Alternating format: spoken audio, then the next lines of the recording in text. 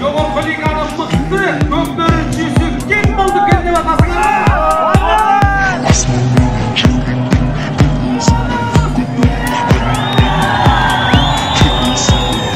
Монча герман бар.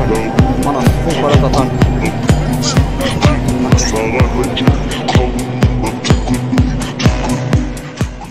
Бүгін мен үшін тарихи күн. Анткени бүгүнкү күндүн баатыры болгон көпчүлүк жаштардын көмүрү атактуу белгилүү Манас Ниязов агабыздын айылына конокко келдик. Андыктан бүгүн тарыхта кала турган бир маек болот деген ишеничтебиз.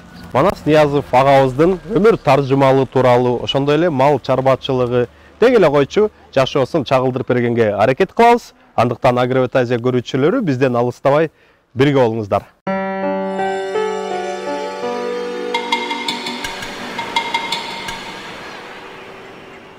Манас байке, ассаламу алейкум. Алейкум ассалам. Сизди көргөнүмө кубанычтамын аябай. Толкунданып турам чынында. Атын алыстан ук, жанына келсең бир киши деп коет эмеспи кыргыздачы. Биринчи эле сиздин жөнөкөйлүгүңүзгө, адамгерчилигиңизге таазим аябай баа бердим. Анан айтсаңыз, биз турган айыл кайсыл айыл болуп калат? Биз турган айыл Ошо буласы Өзгөн району, Дөңбулак айылы болот.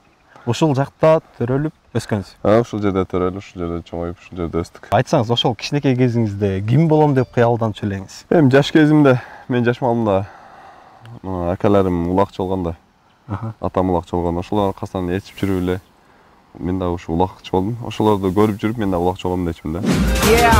Кыргызстан бийик тоолордун экени, элим баатыр, тилим курч, кызыл менин желегим, билим жана күч менен биз дүйнөлүккө жетебиз, беребиз арнап керегин.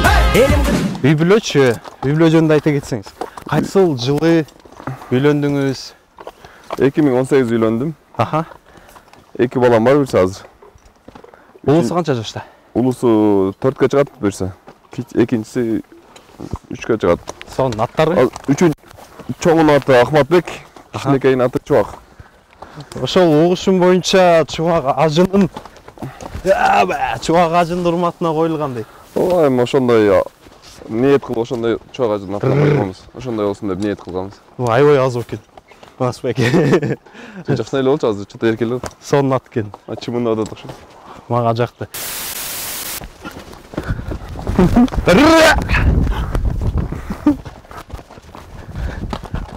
Бизди интервью алдырбайт го. Аттар жок, чымында атат, жоош эле өзү. Чымынга чыдабай атат. Манас байке, жаштарга кеңешиңиз. Өзүңүздүн 18 жаштагы Манаска кеңешиңиз дейличи. Кандай кеңештерди берет элеңиз?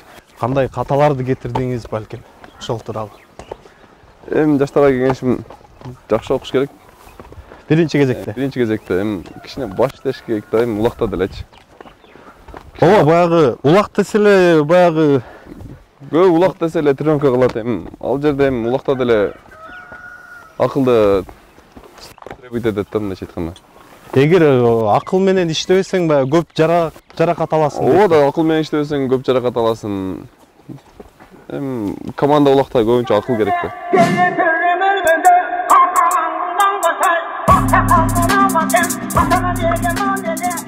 Урматтуу Агровет Азия көрүүчүлөрү, биз сиздердин араңыздарда 5 адамга 2000 сомдон 10.000 сом акчалай сыйлык ойнотолу деп чечтик. Ал акчалай сыйлыктарды утуш үчүн эмне кылыш керек? Ал үчүн биздин Агровет Азия YouTube каналыбызга катталып, TikTok баракчабызга, Instagram баракчабызга катталыңыздар жана ошондой эле ушул видеого лайкты басып, комментарийге жакшы комментарий калтырыңыздар. Биз ошол комментарийлердин арасынан жакшы комментарийлерди тандап алып, мен өзүмдүн номеримди калтырам, анан байланышып сиздерге акчалай сыйлыктарыңыздарды жөнөтөбүз. Манас байке, бул да короңуз экен. Короңуз менен тааныштырып, анан аттарыңыз менен да тааныштырып өтсөңүз. Аттар булар эми биз жакшы аттын баласы азыр тай, 2 жаш. 2ден 3кө өтөт. Жакшы аттын баласы. Кайсы аттын баласы болду экен? Бир бөрү деген ат бар болгон, аламан улакта чабат элек. Аттын аты бөрү болчу. Ошонун баласы. Ошонун баласы. Бул да аламан улактыкы. Көзүнүн эмне болгон? Көзү ушундай өзү. Сон. Королор атайын улактын аттарына даярдалганбы? Өз-өзүнчө кеңири. Иштери кеңири мындай, иштери суу болбош үчүн иштерин кичине кургактап турат балдар. Булардынчы баягы рациондору кандай? Эмне күнүнө эмне бересиздер? Күнүнө ушу 2 мал суу ичет. Анан 4 килограммдан жем жейт. Күнүнө? Будай, арпа, аралаш. 3 килограмм будай жейт. И 3 килограмм арпа жейт, 1 килограмм будай жейт. Анан биз тартып беребиз аттаргачы. Будай менен арпаны. Ошондо кичине жакшы сиңимдүү болот аттарга. Жакшы болот. Анан саар кеч минип сугарат аттарды, алыс бар. Атайын миндирип сугарам, челек менен сугардырбайчы. Кичине басып барып суу ичип келет да. Бул жакта ошо каттардын көбү азыр тоо кетип калган бээлерге үйрө коюп салганбыз. Бияка минген тоодо жүрөт. Бул жакта бир 3-4 ат алып калганбыз, калганы тоодо да. Бээлер менен жүрөт. Булар тайлар булар. Бул 3 жаш. Эми 3 жаш болду бул. Атақты бір жарғақ деген ат бар, ошонун баласы. А болчу? Бул 3-төн 4 көтө атат. Буну жаңы эле алдык. Сатып алдыңыздарбы? Атайын улака. Атайын улака сатып алдык. Кичине тарбиялап атабыз. Жакшы. Бул жакта дагы бирөө бар. Свет табыз койчу. Ладно. Сон. Бул эң чоң эле ат окшойт э? Бул жакта азыркы сиздин короңузда. Бул аламан улак, Польша. Бул да 3 жаш. Буну да алып тарбиялап атабыз. Боюн көрсөңүздөр болот. Менин боюм менен Манас Бекенин боюн салыштырып, анан Манас Беке менин аттын боюн салыштырып. Канчалык чоң экен көрсө болот да. 3 жаш буюрса тарбиялап, бир 2 жылга да. Улака кандай экен? Эми 3 жаш эми тарбиялайбыз. Улакка сала элекпиз. Негизичи улака атты таңдоодо Манас Беке эмнелерине көңүл бурасыздар? Кайсыл параметрлерине? Эми аламан улактыкын айтсак, аламан улактын көбүнчө башын карайт. Кабак башынын түзүлүшүн карайбыз. Анан көлөмүн карайбыз, чоңдугунчу. Канчалык чоң болсо ошончолук жакшы. Канчалык чоң болсо ошончолук жакшы болот. Аламан улакка жакшы болот. Аябай эле чоң ат көп издейбиз да. Чоң атты көп басым жасайбыз. Анан путу колун карайбыз. Түзүлүшүн карайбыз. Мына кичине аламан улакка кичине жоонораак карайбыз. Жоон жана таап минебиз. А берки 5-5 команда улакка ничкераак күлүк аттарды, шамдагай аттарды карайбыз. Ар бир оюндун аламан улакка чапканды команда улакка чаппайбыз, команда улакка чапканды аламан улакка чаппайбыз. Да. Экөөнүн аты эки бөлөк. Ал аламанга башка ат чуркайт, команда улакка башка аттар чуркайт. Сиз буга чейин Бойканы мингенсиз, Штормду мингенсиз, азыр биринчи Амадорду миндим. Амадор деген ат. Амадор? Рассвет командада. Андан кийин Бойканы миндим. Андан кийин Штормду миндим. Азыр Кулунду. Азыр Кулунду.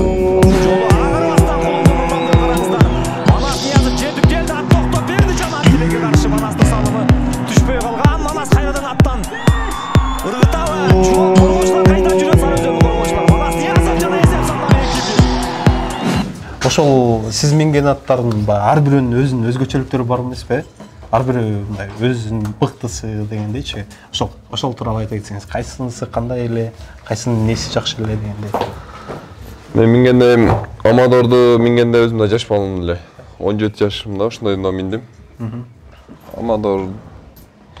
Амадордун жакшы жактары ал эми ошол убакта жакшы ат болчу. Эле жакшы. Азыркы макалда азыр болсо ал жакшы мындай мыкты атка кирбейт эле. Азыр күндөн аттар өсүп кетет го. Аттын темпи өсүп кетет, оюн темпи өсүп кетет. Андан кийин Бойканы миндим. Мен минген аттардын Бойкасы эң мыкты болду да. Сиз айтышат го баягы Манастын Бойка болду депчи. Мен Бойканын эң мыктысы эле, Бойкада жакшат эле. Андан кийин Штормду миндим. Ал Шторм скорость мыкты болчу, анын путу колу мыкты, анын мүчөсү бар мыкты болчу. Ал күчтүү болчу да. Ооз бербейт эле. Ал күчтүү эле. Кичине мени чачат кылат эле алчы.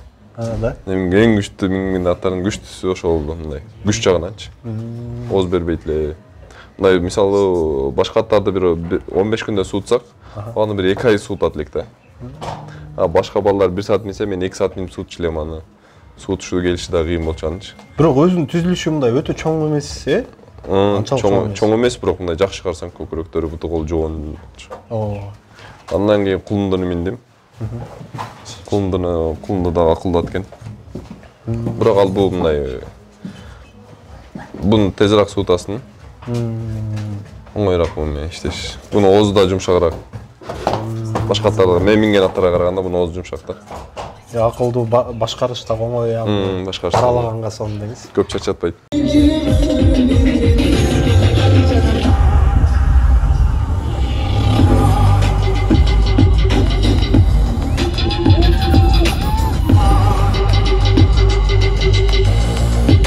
Мектепте ушул айылда окугансыз да?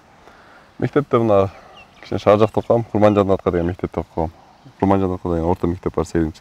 Тентек болсоңуз керек мектеп убагында. Жок эле. Кандай окугансыз мектеп сабактары жакшы эле болгонбу деген суроодо? 5-чи класска чейин жакшы окугам. 5-чи класска чейин ашинем окуткан да. Көңүл буруп жакшы карап окутат эле. 5тен кийин орто 5тен кийин эле жакшы окудук эми. 5ке чейин отличник элем да. Сон мектепти бүтүп окууга тапшырдыңызбы же улак менен Мен кеттиңизби? 9 бүт эле тапшыргам Кайсыга? университетке. Кайсыл факультет болуп калат? Юрфакка тапшыргам. 9 бүтүп среднийди бүткөм. Среднийди бүтүп кайра высшийга тапшырып, кайра высшийди бүттүм да. Юрфакта. Сон кийин армияга кеттиңиз. Окуп аткан балда эле армияга барып келдим. Мекенди коргоп. Сон Кыргызстанда азыр Манас деген атты укса баягы улак эске келет, улак десе Манас Ниязов эске келет дегендей. Баягы дүйнөлүк аренада, мисалы футболдо дейли, Роналдо же Месси деген суроо бар да. Азыркы учурда сиз өзүңүз баягы Манас Ниязов элесиз да, жалгыз элечи. Сиздин көз карашыңыз боюнча улакта дагы ким мыкты? Улакта бирөкөн аташ кыйын азыр. Кыйын жаш балдар чыгып атат. Кыйын балдар көп. Жаш чыгып келаткандарда мына Баяман Муралим уулу чыгып келатат. Өмүрбек чыгып келатат Таластан.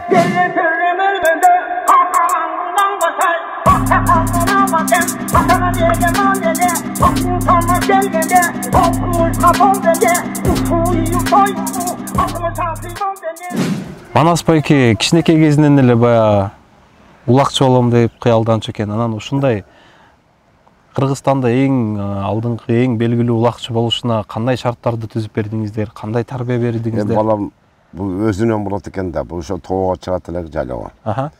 Барганда эле эшек оюн болот эле бизде тоодо. Эшек топтолушуп алып, эшек оюнап, улак чабышып эле эшек менен эле ырышып. Ондан кийин анан ошондо эле кызыгып кетти да мен билишимче. Анан акалары чаап, чоң балам ошо жаны чапты. Байыштар чоңоюп, анан үлкөлөрү ошону көрүп анан Манасым ошону өстү да. Кыяз менен Манасым. Өзүңүз ата улак чапчу элеңиз мурун? Мен балам ошо чарбада жүрүп ошо улак чапчу элем, анан кийин армиядан келип чаптым. Армияга балыкчам чапып жүрдүм. Бирок атка аям карайт балам. Ат жакшы болуш керек. Илгери менде ham жакшы аттар болгон да. Баягы кичинекей кезинде кандай шарттарды түзүп бердиңиздер? Балким эркин коюп, же болбосо кызыктырып, өзүңүздөр алып барыппы, же кандай? Ошо баягы улуу балдарыңызды. Мен балдарды кайсы жерде улак болсо учкаштырып алат элем. Учкаштырып алып апарат элем. Апарып анан кийин отургузуп коет элем бир жерге.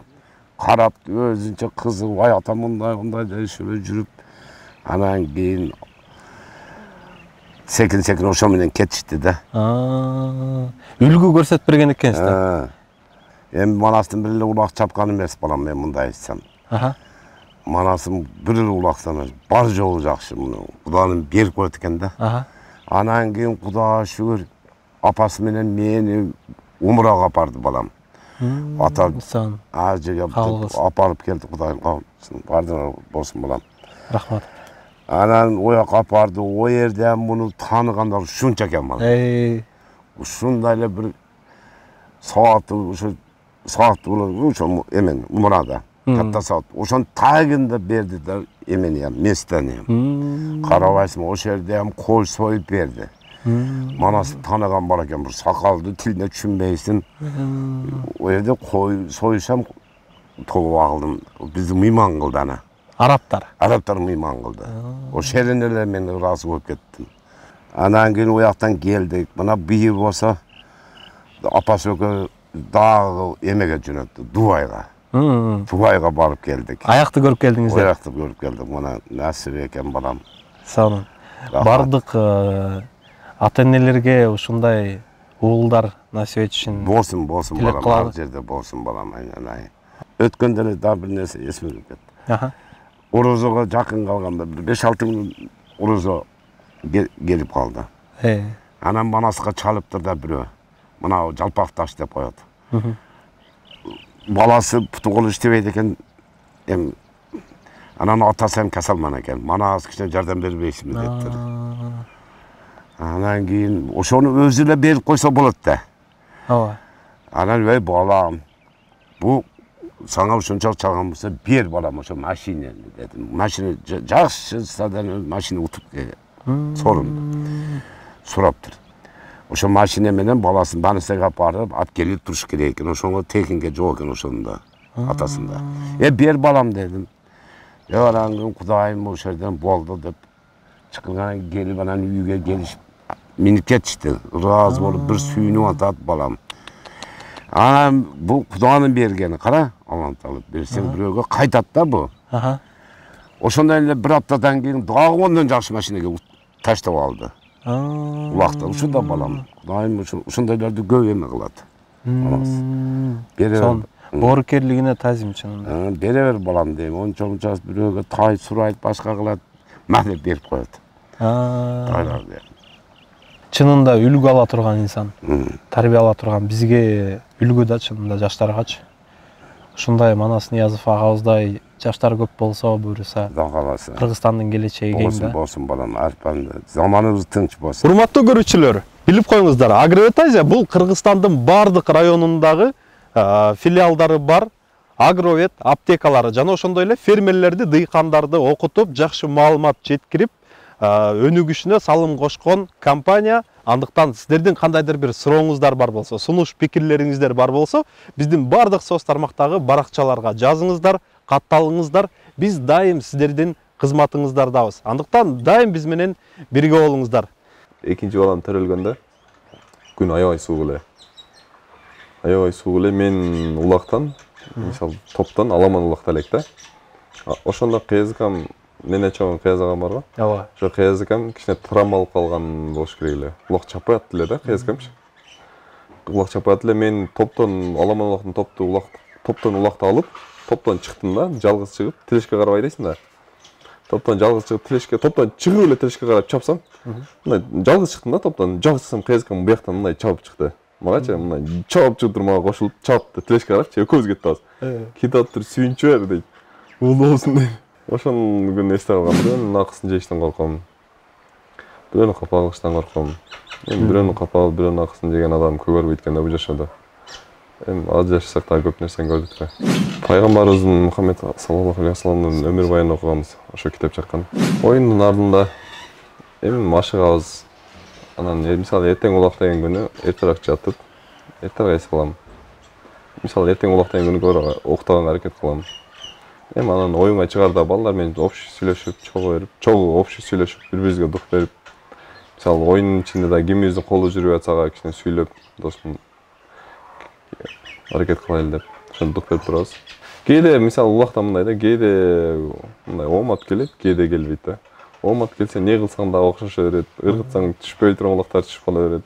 Кээде болот, не кылып аракет кылсаң да болбойт да, чындап. Мисалы өзүм казарыма да салган күндөр болду. Ошондой малдарды не кылып аракет кылсаң дагы болбойт да.